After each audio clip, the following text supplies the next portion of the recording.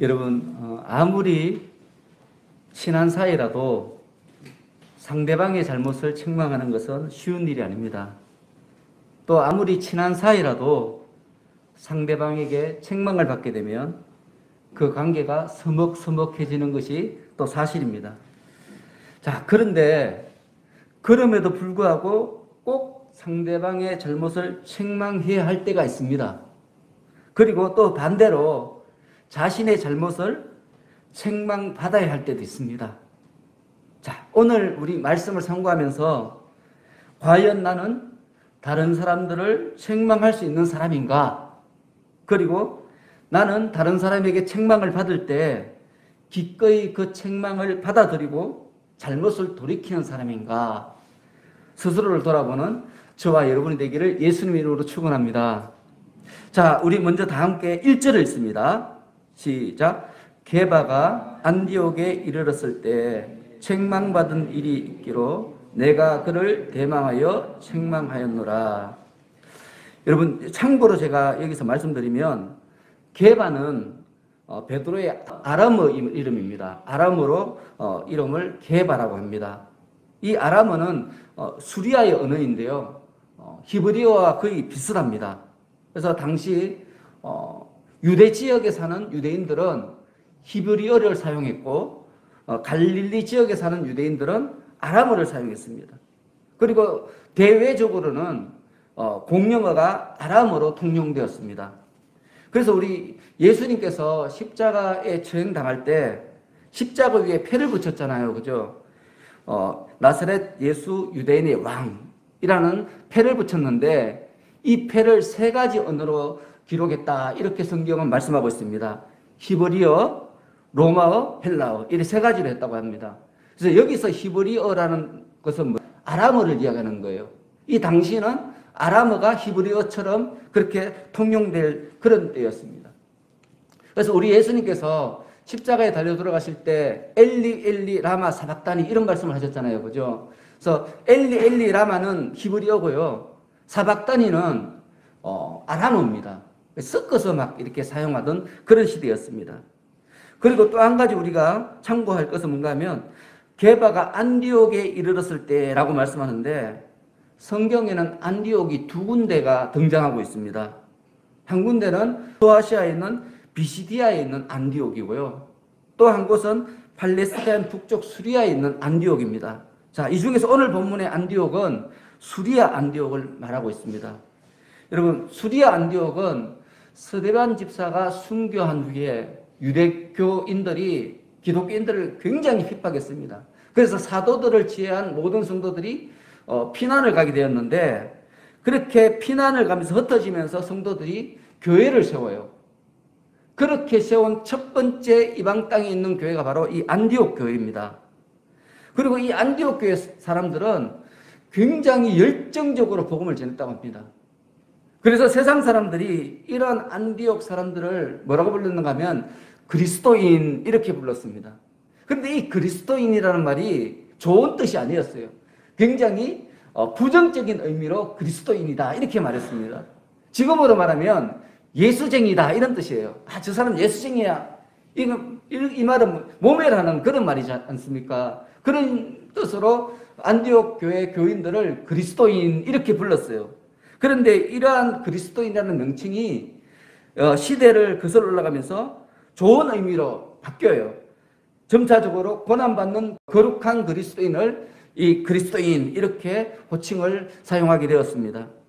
그리고 이 안디옥 교회는 기근으로 고통당하는 예루살렘 교회를 구제헌금을 보내서 돕는 그런 좋은 일도 했고요. 그리고 기독교 최초로 바울과 바나바를 이방 땅에 선교사를 보내는 그런 이방 선교를 처음 시작한 그런 곳이 바로 안디옥 교회이기도 했습니다.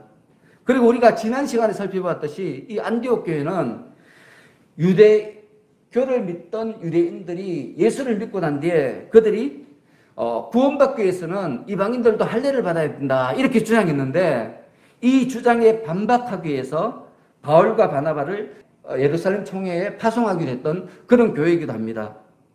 자, 이러한 안디옥에 이제 베드로가 방문한 거예요.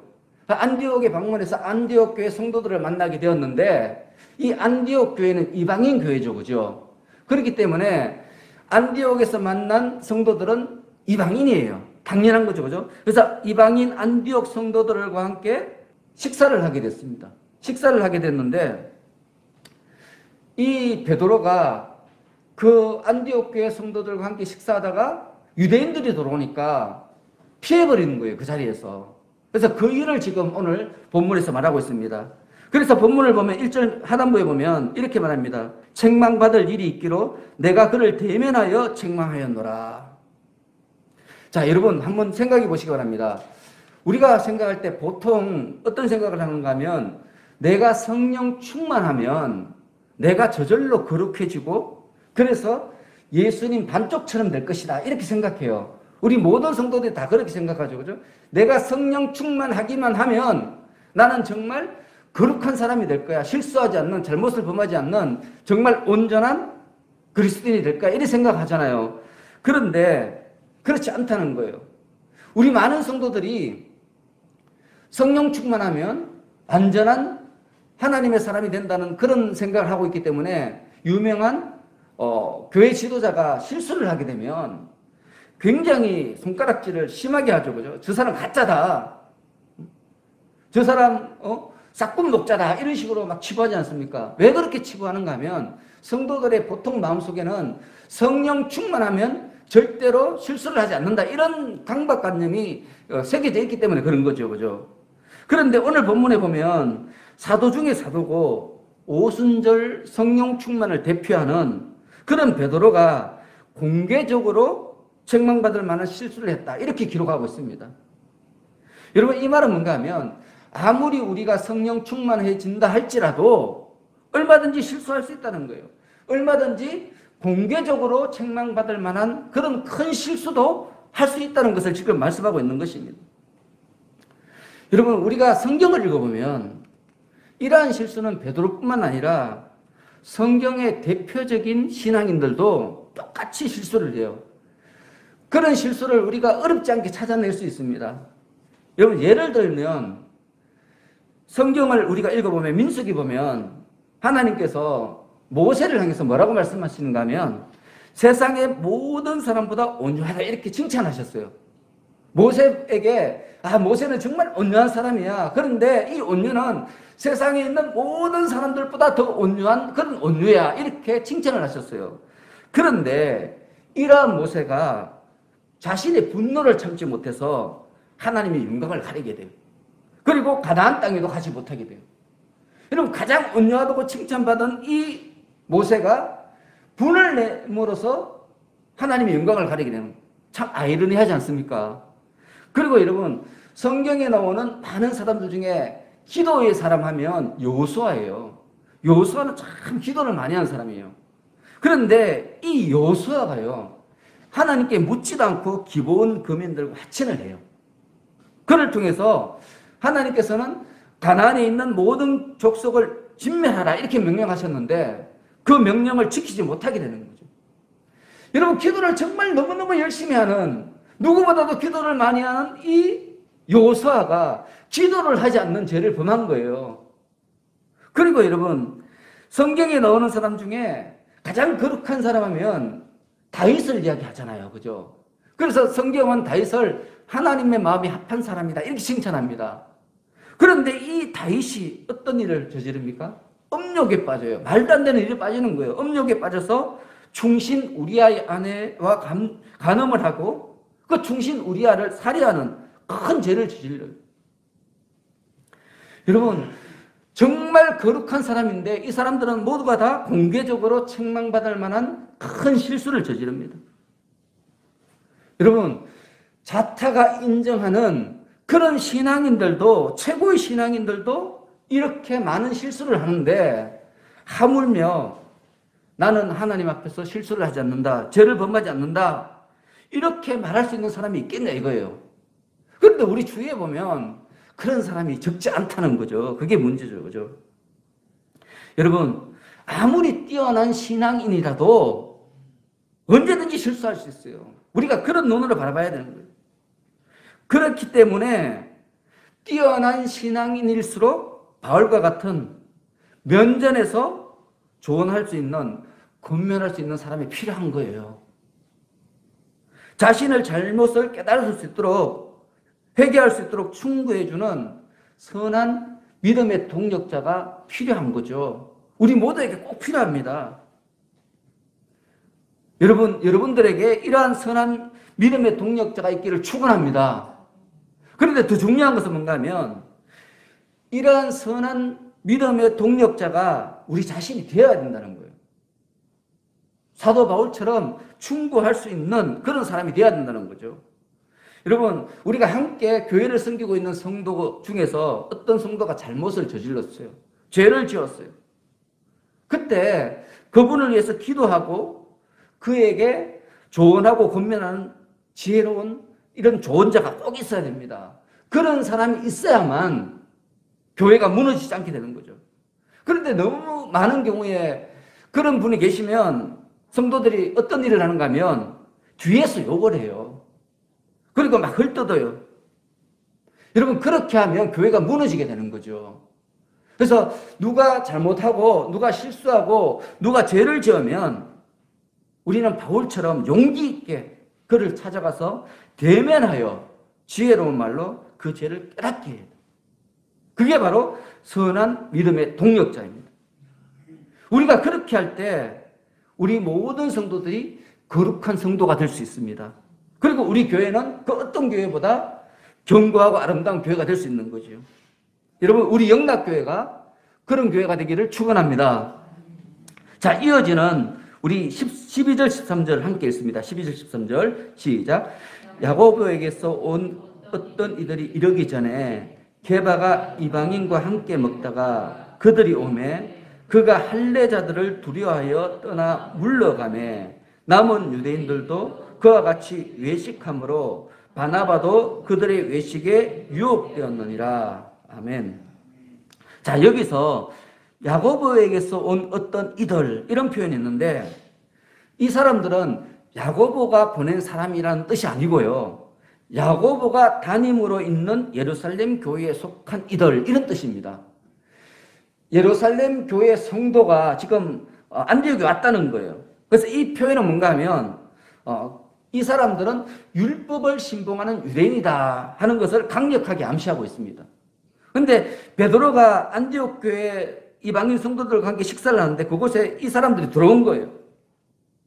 그러니까 순간 베드로가 당황하게 된 거죠. 왜냐하면 유대인들은 할례받지 않은 이방인들과 식사를 하면 안 되는 거예요. 그들과 함께 같은 자리에 있어도 안 되고요, 이방인의 집에 들어가서도 안 되는 거죠. 그게 유대인의 율법입니다.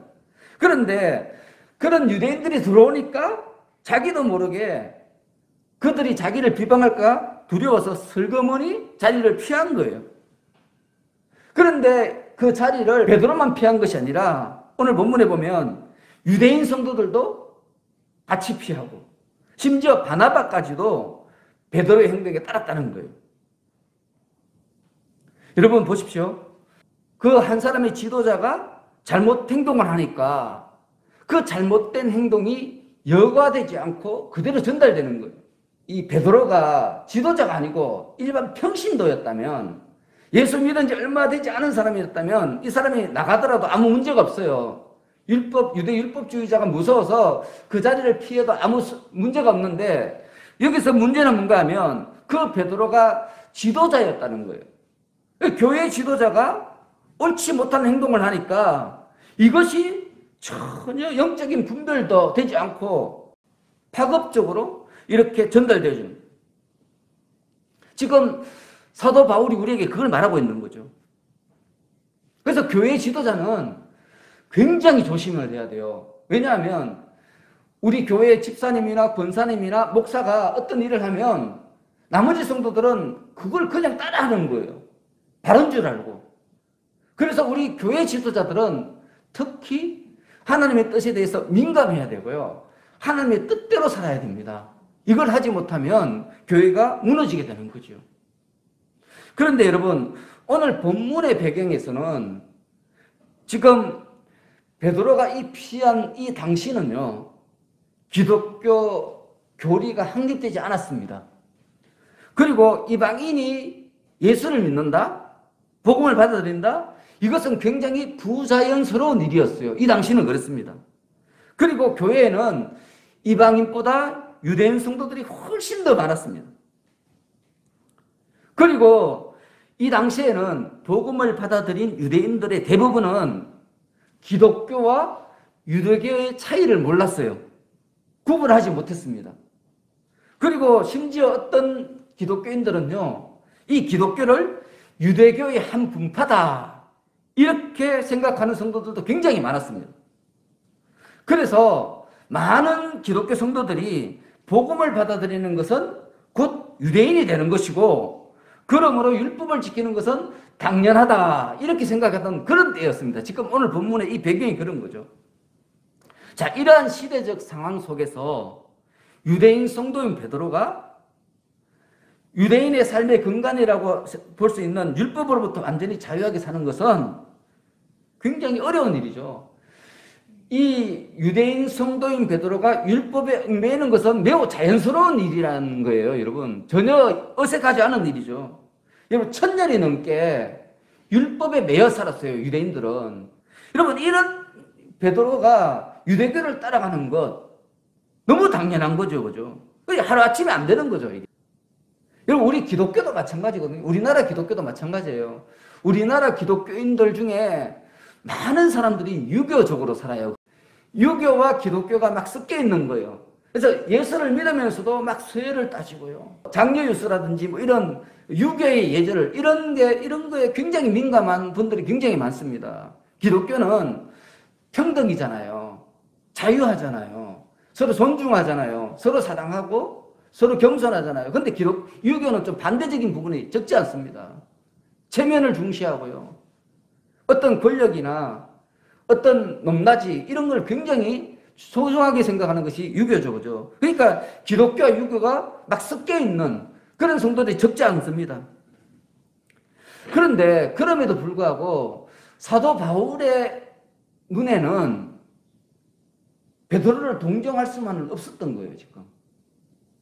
보통 사람들이 생각할 때는 아무렇지도 않게 넘어갈 수 있는 그런 일이었지만, 원래부터 율법을 많이 지켰고, 율법도 하나님이 주신 건데, 지키면 어때? 이런 생각들이 대다수였는데, 근데 바울은 그렇지 않았다는 거예요. 예수님을 직접 만나고, 예수님으로부터 직접 계시를 배우고, 예수님으로부터 예수님의 뜻이 무엇인지 온전하게 전달받은 이 바울의 입장에서는, 지금 베드로의 행동이 그냥 동정할 수 있는 행동이 아닌 거죠. 여러분, 그의 행동은 분명히 잘못된 행동이에요. 누가 뭐라 해도 지금 베드로는 예수님의 수제자이지 않습니까? 그리고 오순절 성령 충만을 받은 사람이에요.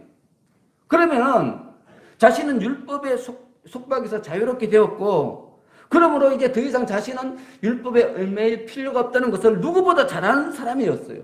그러면은 자기가 아는 대로 실천을 해야 되는 거죠. 그죠? 자, 예수님께서 율법으로부터 자기를 자유롭게 해줬다는 것을 베드로는 누구보다 확신했습니다. 그러면 확신한 대로 베드로가 살아야 되는데, 근데 베드로가 그렇게 하지 못했다는 거예요. 머릿속으로는 알고 있었어요. 근데 행동은 여전히 옛사람의 모습으로 행하게 되는 거죠. 그게 바로 오늘 본문의 베드로의 모습입니다. 여러분, 오늘 이 베드로를 보면서 우리가 다시 한번 깨닫게 되는 것은 뭔가 하면, 내가 알고 믿는 것에 대해서 100% 확신하지 못하면 자신이 알고 믿는 대로 못 산다는 거예요. 안 된다는 거죠, 그가. 베드로처럼 자기도 모르게 믿음에 반하는 행동을 하게 된다는 거예요. 여러분, 우리가 예수를 믿고 서로 사랑하고 섬기는 삶을 사는 사람들이잖아요. 근데 나도 모르게 자꾸 내 옛날 욕심, 옛날 막 성격 이게 나올 때 있죠, 그죠? 그게 왜 나오는가 하면 내가 아직 온전한 그리스도인이 되지 못했기 때문에 그런 거예요. 내 속에 여전히 옛사람이 남아있는 거예요. 죄된 성품이 남아있는 거예요. 그래서 조금만 내가 긴장을 늦추면 나도 모르게 옛 성격대로 하는 거죠. 그때 싸움이 일어나고요. 그때 예수를 믿지 않는 상대방이 뭐라고 말하는가 하면, 야, 예수 믿어도 소용없잖아. 이런 말을 하게 되는 거죠. 너 예수 믿어봤자 나하고 너가 다른 게 뭔데? 이런 식으로 이야기하는 거죠. 이게 뭔가 하면 여러분, 우리가 예수를 믿으려면, 어차피 예수를 믿으려면 100% 확신을 갖고 믿어야 된다는 거예요. 그렇지 않으면 이 믿음이 여러분 삶 가운데 아무런 능력을 나타내지 못한다는 거예요. 지금 베드로가 그런 모습을 보이고 있지 않습니까? 베드로는 사도 중에 사도예요, 여러분. 오순절 성령 충만 받은 대표적인 사람이에요.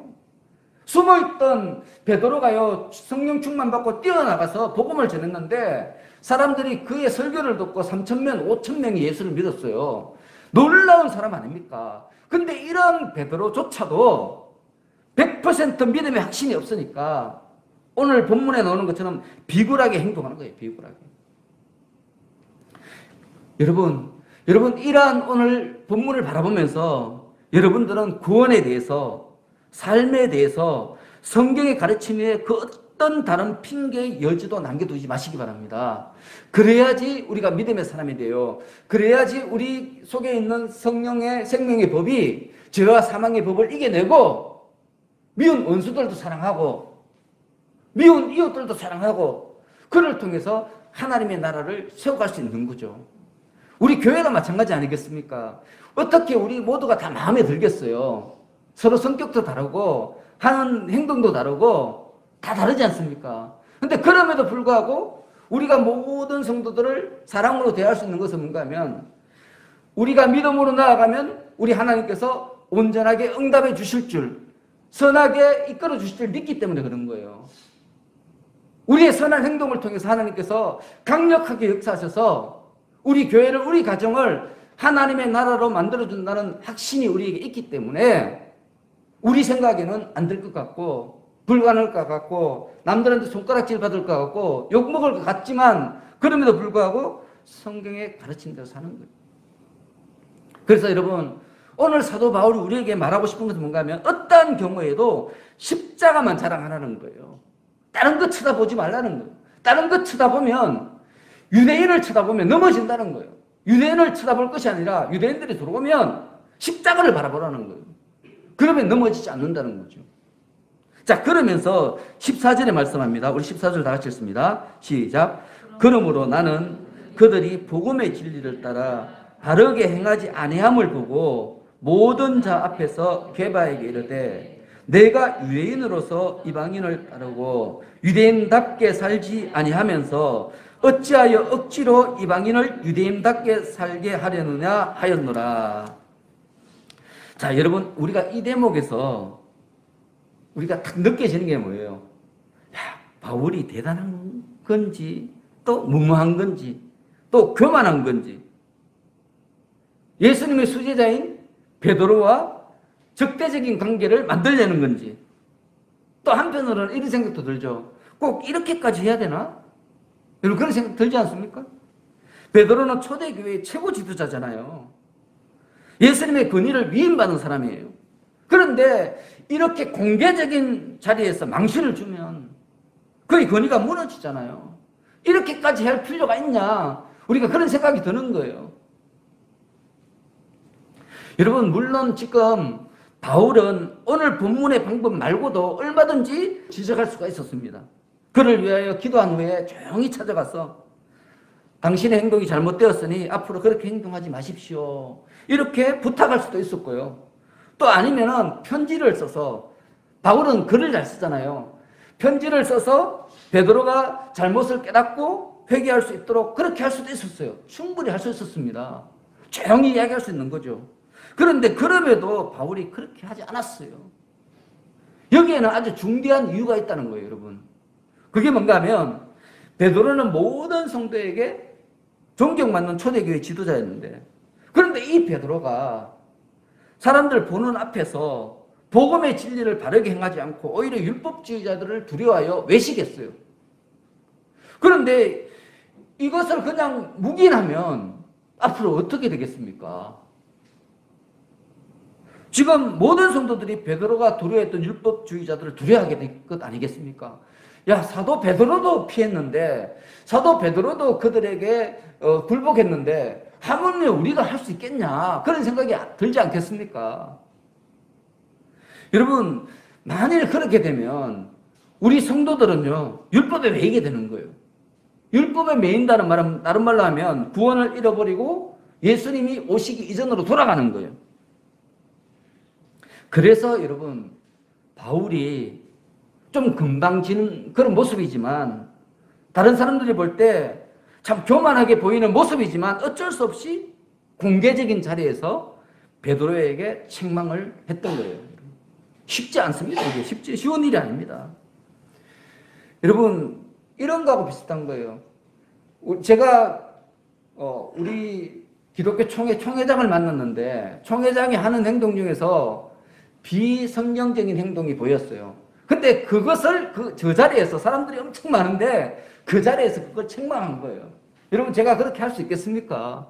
만일 제가 그렇게 하면 어떻게 되겠습니까? 저 거기서 쫓겨나고요. 완전히 왕따 될 거예요. 그렇지 않겠습니까? 누가 내 말을 듣겠습니까? 근데 그럼에도 불구하고 지금 사도 바울은 그걸 이야기한 거예요. 굉장히 대단한 거죠. 여러분, 바울이 왜 이렇게까지 했는가 하면, 여러분, 우리 앞에서 보면 우리가 지지난주 살펴본 내용을 보면 바울이 디도에게 할례를 행하지 않았잖아요. 그죠? 억지로 행하지 않았어요. 절대로 할례를 행할 수 없도록 막았어요. 그거하고 똑같은 거예요. 지금 똑같은 거죠. 그래서 지금 오늘 본문에 지금 사도 베드로의 잘못을 기록하고 있는 거예요. 똑같은 일이라는 거예요. 똑같은 일. 당신은 기독교 교리가 확정되지 않을 때이기 때문에 복음의 순수성을 지키기 위해서 자신이 고군분투했다는 거죠. 그렇게 했다는 거예요, 지금. 그런데 제가 이 말씀을 읽으면서 가슴 깊이 와닿는 마음이 어떤 마음이 있었던가 하면, 책망하는 바울도 대단하지만 더 큰 용기를 발휘한 사람은 사도 베드로였다는 거예요. 대단한 베드로예요, 여러분. 자신의 잘못을 지적하는 정말 까마득한 후배 사도잖아요. 자기가 인정해 줬잖아요. 바울이 사도가 아니었는데 공회에서 자기가 공식적으로 인정해 줌으로 바울이 사도가 됐죠. 그죠? 그러니까 굉장히 아랫사람이에요. 알고 보면. 인간적으로 볼 때. 근데 그 바울이 공개적으로 책망을 했는데 그걸 받아들인 거예요, 지금. 이런 굉장히 어려운 일이에요, 지금. 그리고 성경을 읽어보면 우리가 무슨 말이 있는가 하면 그 이후에 이 베드로가 바울에 대해서 굉장히 후의적으로 나타납니다. 베드로가 쓴 베드로서 3장 15절을 보면 바울을 사랑하는 형제 바울 이렇게 불러요.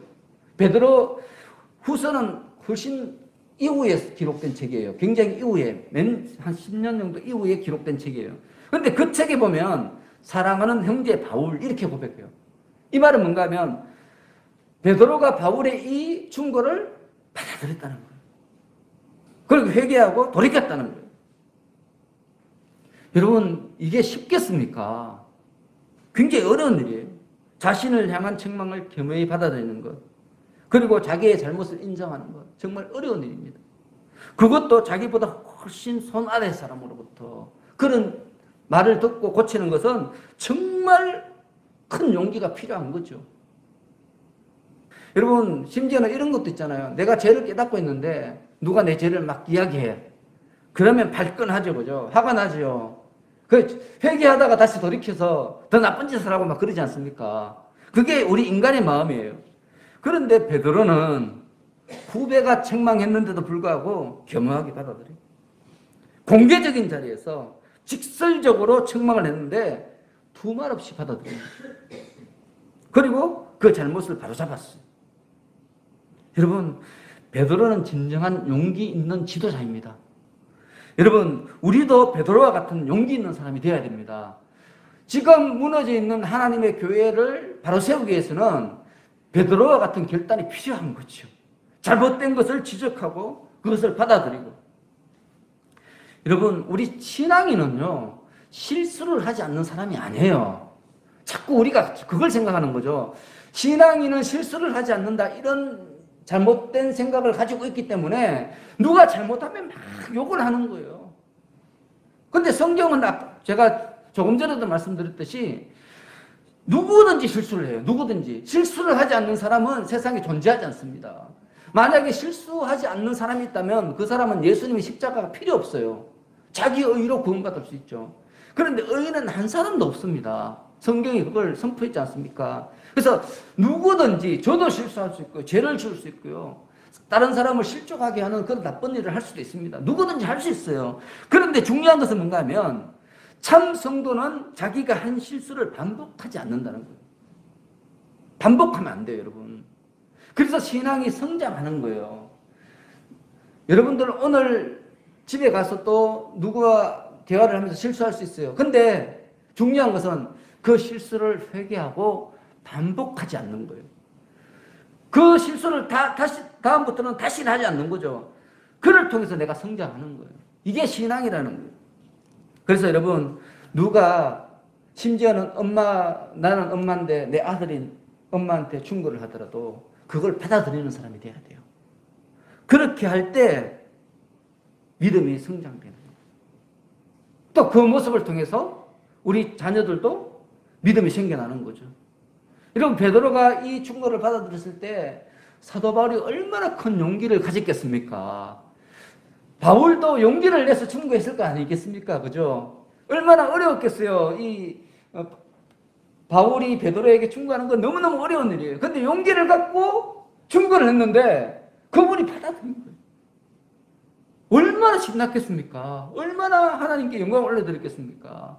그래서 여러분, 특히 우리가 충고를 잘 받는 우리 모두가 되기를 축원합니다. 우리가 그렇게 하면 우리가 하나님 앞에 설 때 흠도 없고 티도 없이 설 수 있게 되는 거예요. 그리고 이것이야말로 우리 인생을 참으로 멋지게, 값지게, 아름답게 만드는 비결입니다. 그래서 여러분 모두 오늘 본문에 나타난 이 바울의 책망할 수 있는 용기, 그리고 베드로의 책망받을 수 있는 겸손, 이것을 겸비하기를 예수님의 이름으로 축원합니다. 자, 기도하겠습니다. 하나님 아버지, 오늘 교회를 사랑하는 두 사람의 멋진 믿음에 대해서 살펴보았습니다.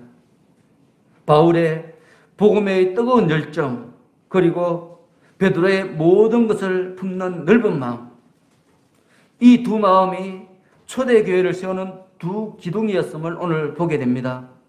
하나님 아버지, 저희들도 복음의 열정과 사람들과의 관계에서 겸손을 지키며 주어진 삶의 사명들을 이루어가는 하나님의 일꾼들이 되게 하여 주옵소서. 그러한 복음의 일꾼으로서의 삶을 우리가 살아가는 중에 넘어지는 일이 있을 때 우리의 손을 붙잡아 일으켜주는 믿음의 동력자들 저희 가운데 세워 주옵소서. 감사하고 예수님의 이름으로 기도합니다. 아멘.